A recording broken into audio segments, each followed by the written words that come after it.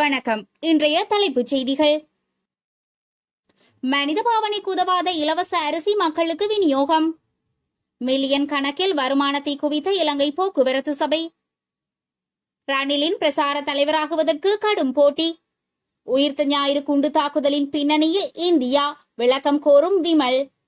தாய்வானில் தொடரும் நிலநடுக்கங்கள், அச்சத்தில் மக்கள். வெளிநாட்டு விவசாய விவகாரங்களுக்கான துணை செயலாளருடன் ரணில் கலந்துரையாடல். வடக்கு கிழக்கில் காணிகள் தொடர்பில் அதிகரித்துள்ள பதற்றம், பிரித்தானிய நாடாளுமன்றில் எதிரொலிப்பு. வாகன இலக்க தகடுகளில் ஏற்பட போகும் மாற்றம்.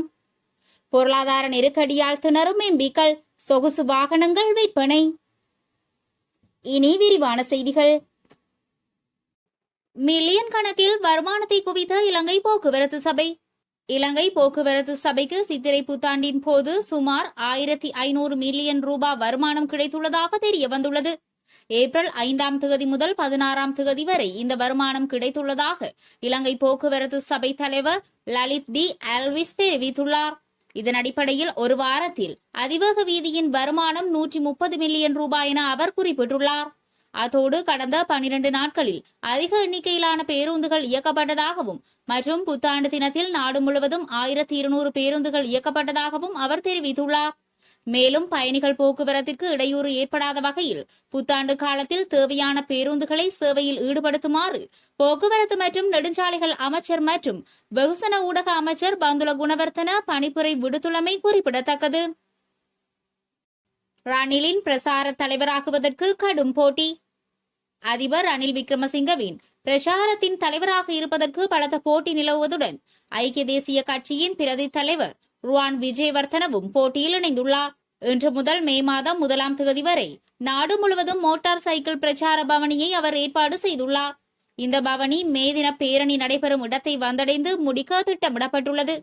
இதற்கு முன்னர் சாகல ரத்நாயக்க, அகில விராஜ் காரியவசம், ஹாரின் பெர்னாண்டோ, ரவி கருணாநாயக்க போன்றவர்கள் இதுபோன்று பல்வேறு பிரச்சார திட்டங்களை முன்னெடுத்திருந்தனர். உயிர்த்த ஞாயிறு குண்டு தாக்குதலின் பின்னணியில் இந்தியா, விளக்கம் கோரும் விமல். உயிர்த்த ஞாயிறு தின குண்டு தாக்குதல்களின் பின்னணியில் இந்திய பிரதமரின் பாதுகாப்பு ஆலோசகர் அஜித் தோவால் செயற்பட்டுள்ளார் என்ற சர்ச்சைக்குரிய கருத்தின் உண்மைத்தன்மை என்ன? இதனை சுதந்திர முன்னணியின் தலைவரும் நாடாளுமன்ற உறுப்பினருமான விமல் வீரவன்ச கேள்வி எழுப்பியுள்ளார். இந்த தாக்குதலால் இலங்கை தேர்தலில் பாரிய மாற்றம் ஏற்படவில்லை. இந்திய தேர்தலிலேயே பாரிய மாற்றங்கள் ஏற்பட்டன. எதிர்காலத்தில் தாக்குதல்கள் இடம்பெறாது என்பதற்கு எவ்வித உத்தரவாதமும் கிடையாது எனவும் சுட்டிக்காட்டியுள்ளார். நாடாளுமன்றத்தில் நேற்றைய தினம் உயிர்த்த ஞாயிறு குண்டு தாக்குதல்கள் தொடர்பான 3ஆம் நாள் விவாதத்தில் கருத்து தெரிவிக்கையில் அவர் இவ்வாறு தெரிவித்தார். இந்த விடயம் தொடர்பில் மேலும் தெரிவித்த அவர், உயிர்த்த ஞாயிறு குண்டு தாக்குதல் பின்னணியின் உண்மை இதுவரை கண்டுபிடிக்கப்படவில்லை. இவ்வாறான சம்பவங்கள் எதிர்காலத்திலும் இடம்பெறாது என்பதற்கு எவ்வித உத்தரவாதமும் வழங்கப்படவில்லை. குண்டு தாக்குதல் தொடர்பான விவாதம் இடம்பெறும் போது முன்னாள் அதிபர் மைத்ரிபால சிறிசேனவும் நல்லாட்சி அரசாங்கத்தின் பிரதமரும் தற்போதைய அதிபருமான ரணில் விக்ரமசிங்க சபைக்கு வருகை தராமல் இருப்பது கவலைக்குரியது. பிரதான சூத்திரதாரி யார் என்று அனைவரும் கேட்கிறார்கள். ஆனால் முன்னாள் அதிபர் மைத்ரிபால சிறிசேன பிரதான சூத்திரதாரியை தான் அறிவதாக குறிப்பிட்டுக் கொண்டு குற்றப்புலனாய்வு திணைக்களத்திற்கும் நீதிமன்றத்துக்கும் ரகசிய வாக்குமூலம் வழங்கியுள்ளார். தாய்வானில் தொடரும் நிலநடுக்கங்கள், அச்சத்தில் மக்கள். தாய்வானின் ஹீவாலியான் நகரில் இன்றைய தினம் சக்தி வாய்ந்த நிலநடுக்கம் ஒன்று ஏற்பட்டுள்ளதாக சர்வதேச ஊடகங்கள் செய்தி வெளியிட்டுள்ளன. குறித்த நிலநடுக்கம் ரிக்டர் அளவுகோலில் 6.1 பதிவு செய்யப்பட்டுள்ளதாக சர்வதேச ஊடகங்கள் தெரிவித்துள்ளது. அதேவேளை தாய்வானின் தலைநகர் தைபேயிலும் நிலநடுக்கம் உணரப்பட்டுள்ளதாக குறிப்பிடப்பட்டுள்ளது. எனினும் இந்த நிலநடுக்கத்தால் இதுவரை எந்தவொரு சேதமும் ஏற்படவில்லை என தாய்வான் அதிகாரிகள் தெரிவித்துள்ளனர். மேலும் தாய்வான் இந்த மாத தொடக்கத்தில் ஹிவாலியன் 7.2 ரிக்டர் அளவிலான நிலநடுக்கம் தாக்கியதிலிருந்து 1000க்கும் மேற்பட்ட பின்னதிர்வுகள் ஏற்பட்டுள்ளதுடன் 17 பேர் பலியாகியுள்ளமையும் குறிப்பிடத்தக்கது. வெளிநாட்டு விவசாய விவகாரங்களுக்கான துணை செயலாளருடன் ரணில் கலந்துரையாடல். அமெரிக்க விவசாய திணைக்களத்தின் வர்த்தக மற்றும் வெளிநாட்டு விவசாய விவகாரங்களுக்கான துணை செயலாளர் ஸ்ரீலங்கா அதிபர் ரணில் விக்ரமசிங்கவை சந்தித்து கலந்துரையாடியுள்ளார்.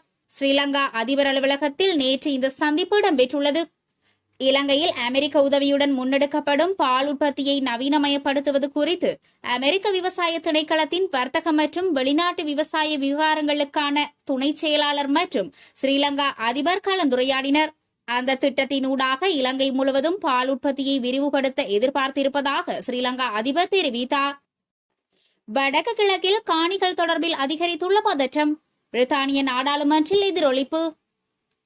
இலங்கையின் வடக்கு கிழக்கில் காணிகள் தொடர்பில் பதற்றம் அதிகரித்து வருவதாக இங்கிலாந்து அரசாங்கம் தெரிவித்துள்ளதாக அந்நாட்டு ஊடகங்கள் செய்தி வெளியிட்டுள்ளன.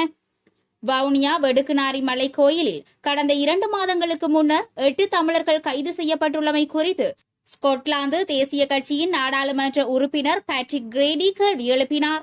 அதற்கு பதிலளித்த வெளியுறவு பொதுநலவாய மற்றும் மேம்பாட்டு அலுவலகத்தின் ராஜாங்க அமைச்சர் ஆன் மேர் ட்ரெவெனில் மேற்கண்டவாறு தெரிவித்தார். வவுனியாவில் உள்ள வெடுக்குநாரி ஆதிசிவன் கோயில் உட்பட இலங்கையில் காணி விடயங்களில் பதற்றம் அதிகரித்து வருவது குறித்து இங்கிலாந்து அரசாங்கம் கரிசனை கொண்டுள்ளது. இந்த நிலையில் கைது செய்யப்பட்ட 8 இந்து வழிபாட்டாளர்களின் விடுதலையை வரவேற்பதாக கூறிய அமைச்சர் ஆன் மேரி, இந்த கைது சம்பவம் மதம் மற்றும் நம்பிக்கையின் சுதந்திரத்தின் தாக்கங்களை கொண்டுள்ளது என்பதை நினைவில் கொள்ள வேண்டும் என்று குறிப்பிட்டுள்ளார். மதம் அல்லது நம்பிக்கையின் சுதந்திரத்தை ஊக்குவிப்பது இங்கிலாந்து அரசாங்கத்தின் முன்னுரிமை என்றும், இலங்கை அரசாங்கத்துடன் தொடர்ந்து மனித உரிமைகளுக்காக இங்கிலாந்து அரசாங்கம் ஊக்குவிப்புகளை மேற்கொள்வதாகவும் டிராவலியன் தெரிவித்துள்ளார்.